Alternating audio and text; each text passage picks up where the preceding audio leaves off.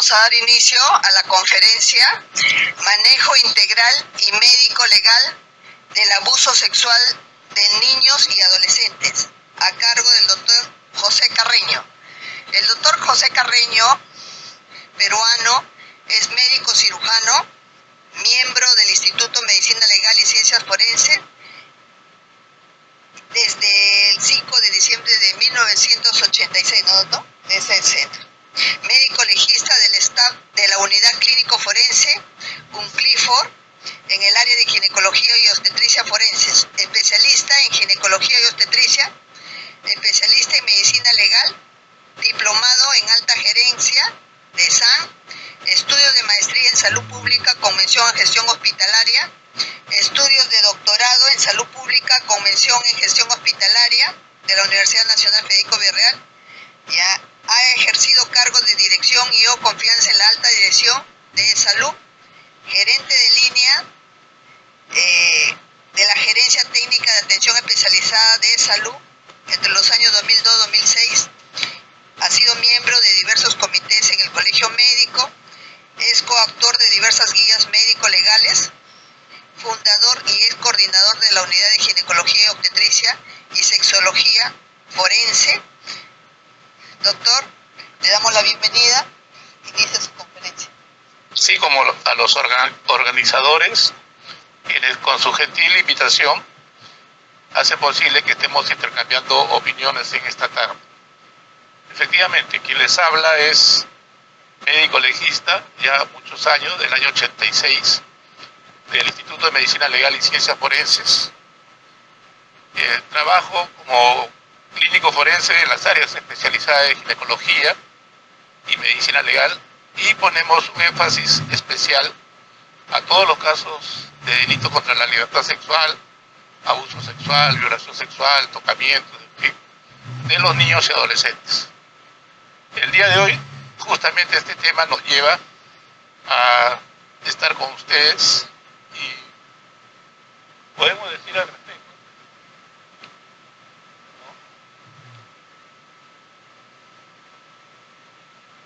Esta es la sede en la cual laboramos, en la esquina de Girón Raimondi. Hoy en día se llama la Unidad Clínico Forense del Instituto de Medicina Legal. Para el inicio del tema tenemos que recordar el Código de Niños y Adolescentes. Nuestras guías médico-legales, así como las guías de práctica clínica en la labor asistencial, nosotros, como medicina legal, nos basamos fundamentalmente en toda la legislación o normativas legales que estén vigentes en el actual momento en nuestra sociedad.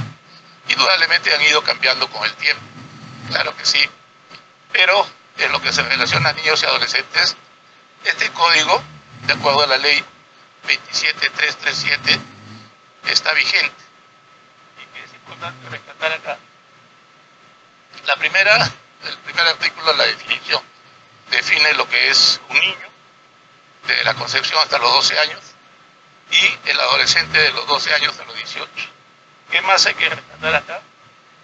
Que el niño y el adolescente es sujeto de derechos y protección. Entonces, desde que está ya en el vientre de la madre, el concebido ya goza de derechos, salvo los patrimoniales.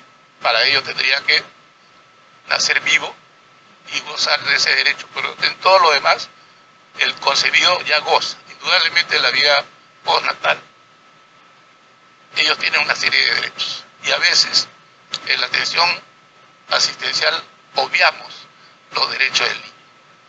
Es más, nuestra realidad, lamentablemente, con la pandemia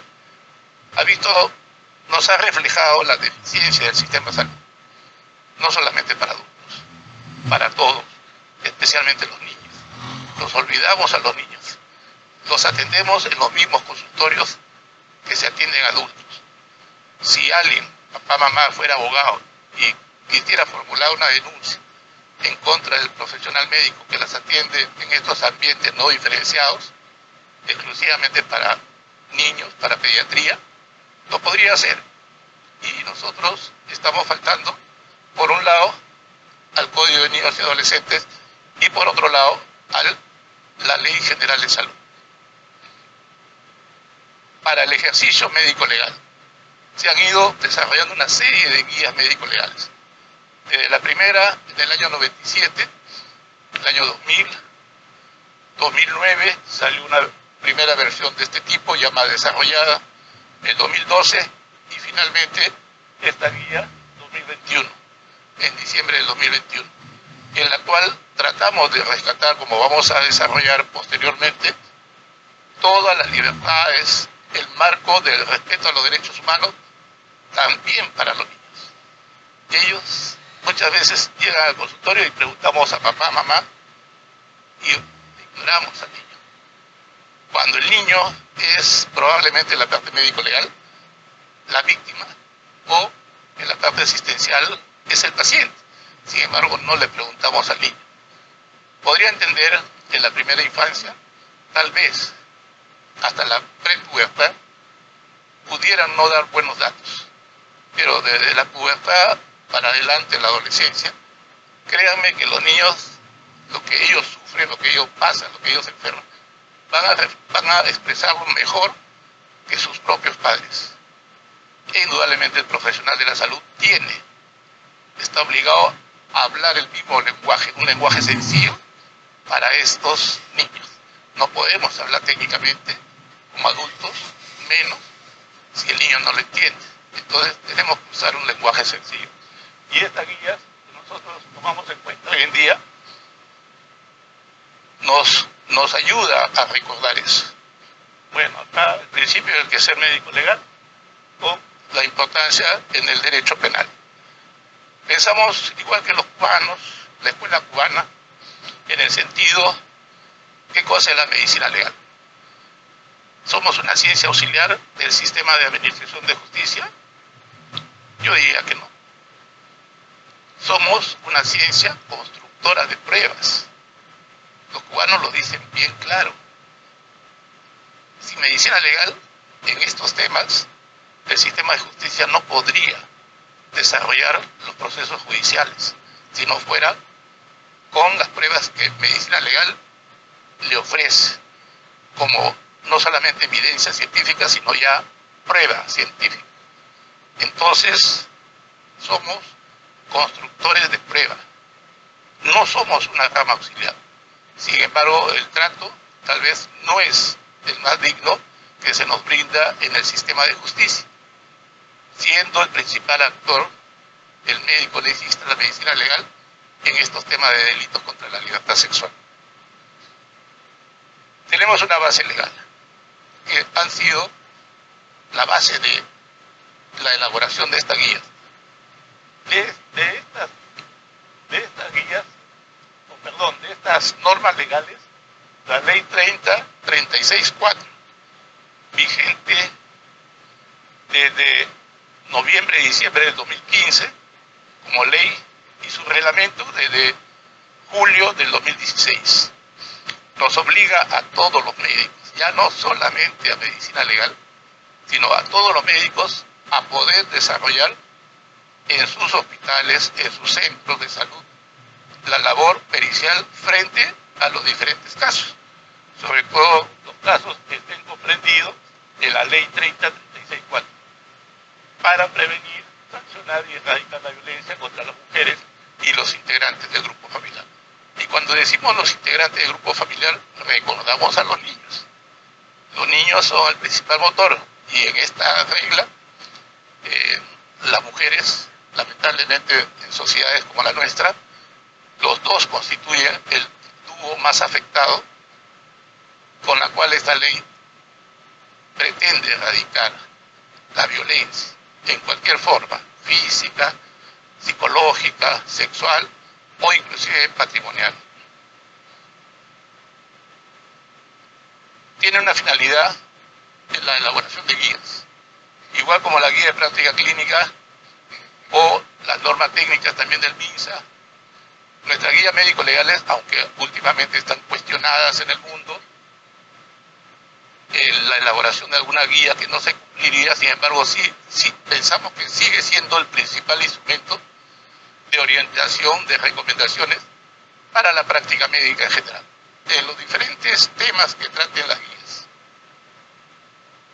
Nosotros pretendemos con nuestras guías tratar de estandarizar los términos que se usan en medicina legal, los métodos, los procedimientos que usamos, las conclusiones a las cuales debemos llegar.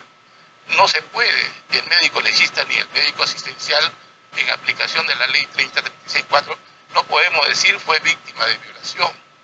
Violación es una figura jurídica. ¿Quién va a definir ese término como figura jurídica finalmente? Es el juez. Al final de todo el proceso, dure lo que dure, con todos los indicios, evidencias, pruebas, el juez va a decir, ¿hay o no hay delito? ¿Hay o no hay violación si fuera un caso sobre delito contra la libertad sexual? Los médicos no podemos, y acá incluidos los profesionales de la salud, no podemos decir que hay signos de violación. Y es un error muy frecuente de la labor asistencial en los diferentes establecimientos, tanto del MISA como de salud, de los colegas a nivel nacional. Bueno, acá la definición creo que es obvia sobre violencia sexual.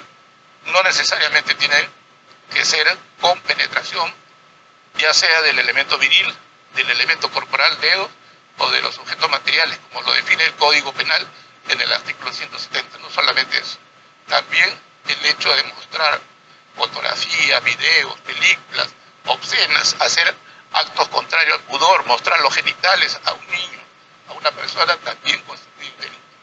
Y ahora, con las modificaciones que sufrió el artículo 170, se esclarece bien la tipificación de este delito. Bueno, la etiología, acá hay algunos porcentajes de estos. Sepan ustedes que el 25% de los acusados como agresores sexuales pudieran ser desconocidos, ¿sí? Pudieran ser, pero un 72.9 son del entorno, o son vecinos, o son amigos, o son familiares, o a veces la propia pareja. Mire cómo ha evolucionado el Código Penal. Antes del Código del año 91, antes que se modificara, decía que violación es el acto o el acceso carnal tener con una persona en contra de su voluntad, fuera de la figura del matrimonio. Momentito, fuera de la figura del matrimonio, pero si la esposa no quiere tener relaciones, ¿por qué va a sujetarla? ¿Por qué va a agredirla para tener relaciones si no es su voluntad? Ya cambió, felizmente. La comisión del gobierno que elaboró las modificaciones del Código Penal del año 91 a la fecha, ya sacó fuera de la figura del matrimonio. Porque en sí, de acuerdo a la definición médico-legal, violación es dentro o fuera. Y no podemos, protegidos entre comillas, porque hay un contrato que es el papel, el contrato del matrimonio, decir que es mi mujer, mi esposa, y yo hago lo que... No, eso se acabó. Quienes somos partidarios y hemos trabajado todo este tiempo al interior del instituto, nos hemos opuesto, y felizmente, miren, con las leyes ya después del 91, después del 2000 inclusive, se han modificado y se han radicalizado las leyes para los agresores sexuales. Además, un 64.6 han usado la fuerza física para someter a su víctima. Y en segundo lugar, se han aprovechado de personas enfermas, tal vez con retrasos mentales, hemos puesto un ejemplo, o con el empleo de fármacos, las han dopado, que es relativamente frecuente hoy en día. Se van a un karaoke, grupo de amigos, un trago, dos, y después la víctima no se acuerda. Se despierta en un hotel, en una casa, descubierta, o de repente reacciona cuando el sujeto la está violentando. Y es su amigo del alma, como le llaman, su pinky, ¿no? O hoy en día su waiki. Pero cuidado que es violación. Y esto, yo no soy abogado, pero de esto, si la han dopado, la sanción es mayor. Si la han puesto en condición de indefensión, ¿no?, que no puede ofrecer resistencia, la sanción es mayor si se comprueba. Las personas que evaluamos y que la guía nos orientan, hemos extraído la parte de los niños, exclusivamente, de las cuales pueden ser cualquier niño que alguna autoridad judicial, operador de justicia, fiscal o juez, o la policía misma que hace la investigación, sospeche que ha podido ser víctima. Y por ejemplo, cuando se extravían los niños, están en la procesión, puede decir, y de repente se extraviaron 1, 2, 3 días, indudablemente que hay el temor en los familiares. O de repente se fugó de la casa y no hizo nada, pero hay sospecha. Entonces debe pasar al examen médico legal. Finalmente, en esta parte, también lo que son infractores menores de edad, a ellos no se dice que han cometido delito, han cometido infracción. Si es por referencia al Código Penal, infracción al delito, por ejemplo, contra el patrimonio, o infracción del delito contra la libertad sexual.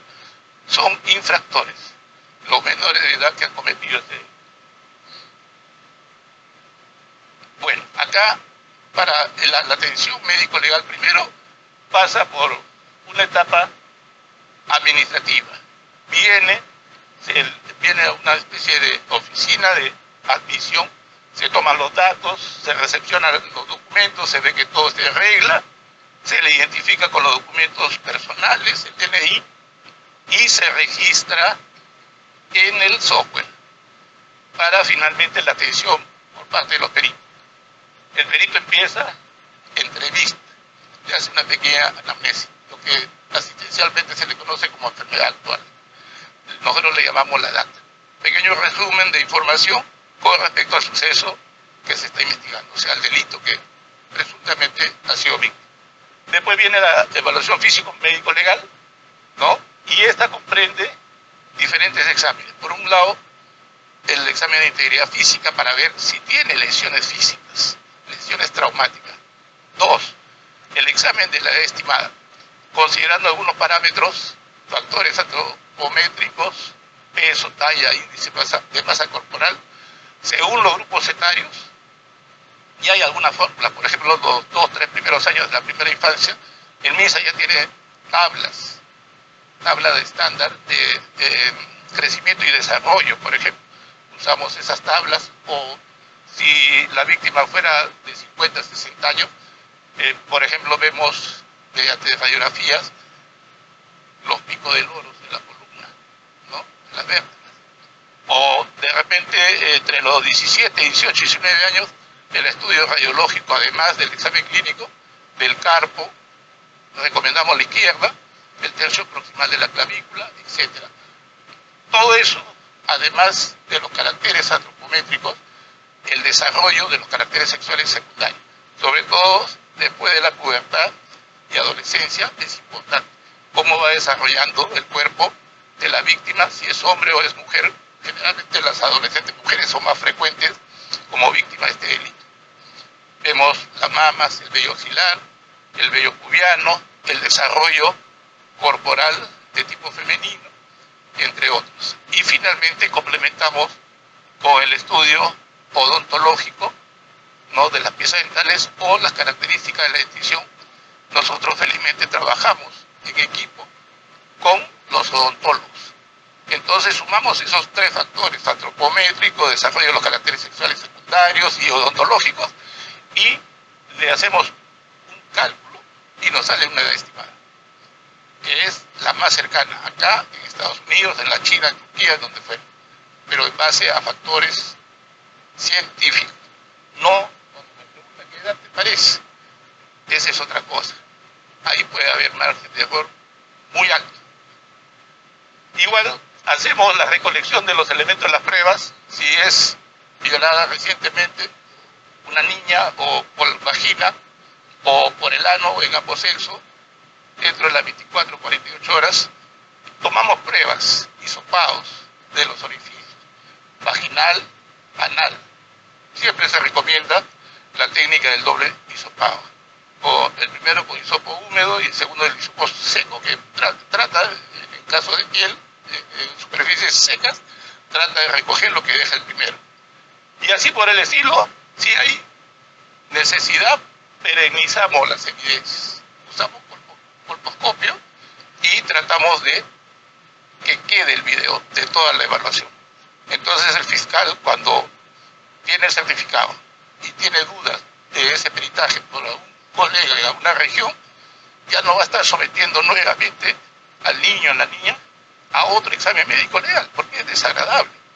Si no, se visualizan los videos producto de la primera evaluación.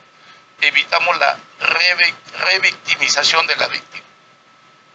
Finalmente, elaboramos el informe pericial y lo incorporamos al software. Sale con una numeración correlativa, la fecha, la hora, en fin.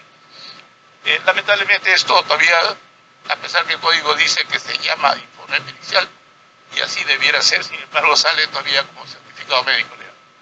Si hay necesidad, dependiendo cada caso, hacemos las interconsultas a las especialidades médicas que nos muestre durante la evaluación el estar afectada, y de repente una interconsulta a psicología o apoyo psicológico, o hay lesiones venéreas, la derivamos al hospital. En todas las mujeres, ya desde la pubertad para arriba, inclusive los niños, de acuerdo a la ley 3036-4, tenemos que informar o bien a la víctima o bien a la mamá que pueden ser sujetas, la víctima, a posibles embarazos si está en etapa reproductiva, o al contagio de alguna forma de enfermedad venérea, ITS o VIH. Entonces la derivamos como medicina legal, no brindamos el soporte logístico, el kit de violencia sexual, eso lo hacen en los hospitales. Y además deben prevenir y darle en el kit de violencia, deben darle tratamiento preventivo para estas posibles enfermedades. Finalmente, siempre en los niños y en toda paciente que sí ha sido violentada sexualmente, solicitamos al fiscal, que es el que va a recibir nuestro certificado, el apoyo, la evaluación psicológica. Prácticamente ese niño le hemos valorado, el agresor le hemos valorado su proyecto de vida y tiene que superarlo. Entonces, desde el momento mismo que se pone en manos de los profesionales del fiscal, tiene que recibir apoyo psicológico. Si hay alguna urgencia, se desmayó, convulsionó después del examen, inmediatamente lo referimos a los establecimientos que competen. Entonces, nosotros habíamos manifestado hace un momento que en este tema no se puede hablar técnicamente. Tenemos que hablar de acuerdo al nivel cultural, educacional, a la edad. A los niños no les podemos decir términos técnicos. Y nos ganamos confianza. A veces, algunos de nosotros, los que tenemos más experiencia, le damos una golosina, una galletita, nos ponemos a jugar, nos chocamos la mano, somos amigos. Hay tantas formas, tantas técnicas de poder ganarse la confianza para que luego podamos evaluar, porque el examen es desagradable. Entonces, de acuerdo a la ley, ya les manifesté que hay que informar con el consentimiento informado de las posibles gestaciones, si está en etapa reproductiva, ITS, VIH u otras enfermedades. Si hay necesidad, con los hisopados, podemos solicitar exámenes espermatológicos. Claro que sí, exámenes auxiliares. Bueno, esto se procesa, los exámenes auxiliares, sigue todo un proceso, un fluxograma. Eso, en el área que corresponde, si es biología, si es químico-toxicología, se procesa, se almacena y se mantiene en custodia para que el operador de justicia, fiscal o médico, fiscal o juez, lo solicite y debe quedar guardado bajo cadena de custodia. Si no, se invalida como prueba. El registro y archivo, también de igual manera, todo lo que hacemos, sacamos 2 ejemplares, uno que queda con el oficio petitorio y el otro que damos al operador de justicia. Y en caso de haber solicitado un examen auxiliar de acuerdo al resultado, estamos obligados a hacer un nuevo informe pericial, un nuevo certificado, que debiera llamarse dictamen pericial, pero donde ya pongamos el resultado del examen auxiliar y lo enlacemos con la primera evaluación que ha sido realizada en la presunta víctima. Bueno, siempre las recomendaciones generales, ya les he manifestado la admisión, la recepción, la identificación y registro, que esto lo hace personal administrativo capacitado, especializado. Y la parte de la evaluación médico-legal lo hacemos los médicos. El objetivo, bueno, hemos mejorado bastante a los años cuando ingresamos, 86.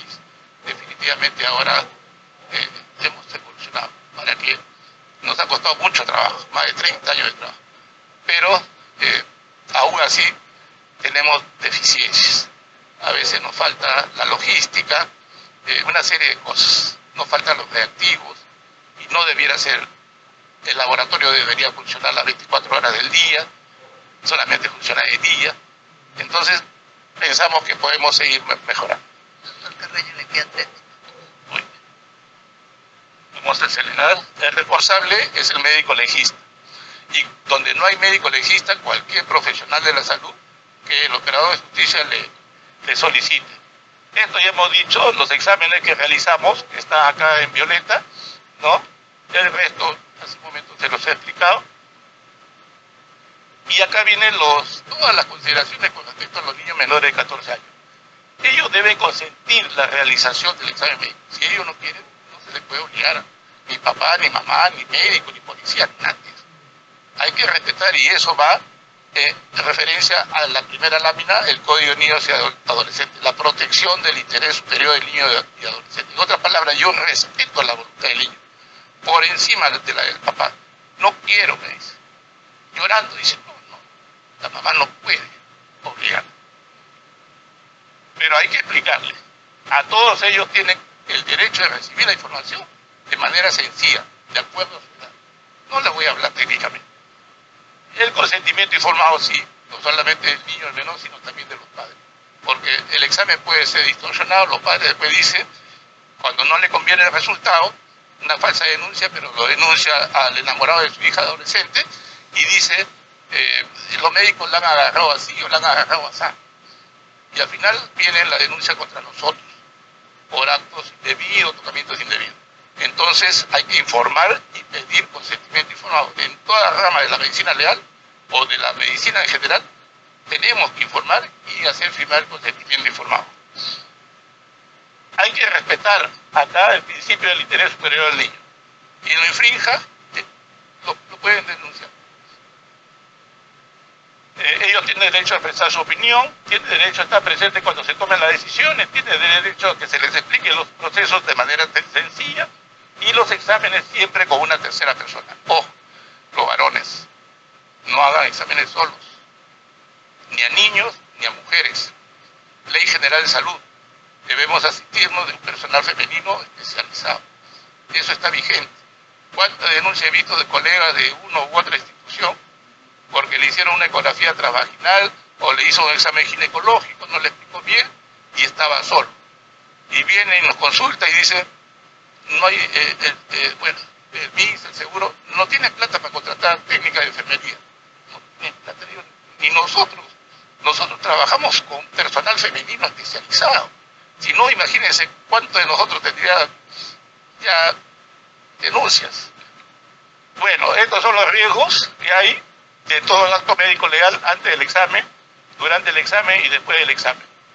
Y algunas recomendaciones que damos que siempre se realicen por 2 peritos, que además debe ser asistido por un personal femenino capacitado, que puede participar otras personas si la persona perital lo consiente.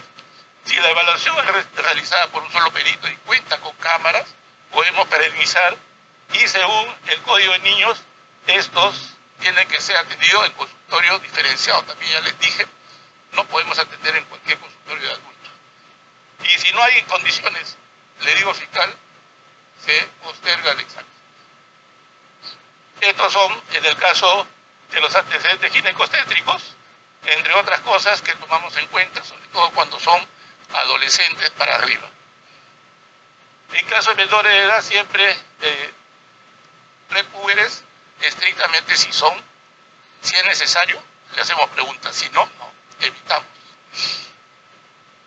Y siempre preguntando por referencia a los hechos, ¿no? Que nos explique y nosotros le hablamos en términos sencillos toda la información que desea saber y se admitirá, bueno, personal de capacitación si lo considera, si no, no. Topográficamente las lesiones pueden ser genital, paragenital o extragenital cuando hay un tipo de violencia sexual. Y siempre de arriba hacia abajo, de derecha a la izquierda y de adelante para atrás se va describiendo todas las lesiones físicas. Y si hay lesiones hay que describir todos estos caracteres forenses, tipología, características, dimensiones, cronodiagnóstico, en fin. Estamos en la obligación de hacer todo eso. Esto, nuevamente, lo anterior, pero un poco más amplio, también hacemos estudio de la cavidad oral en caso de sexo oral, indudablemente que sí. Para recordar los genitales, tanto de la mujer como del varón. Ojo, en el varón tomamos muestras del surco balano prepucial o del propio meato uretral si son agresores sexuales recientes. Y vemos, inclusive, si hay lesiones a la altura del surco, porque se pueden producir lesiones en los agresores sexuales. Ya termino, por favor, deme un minuto.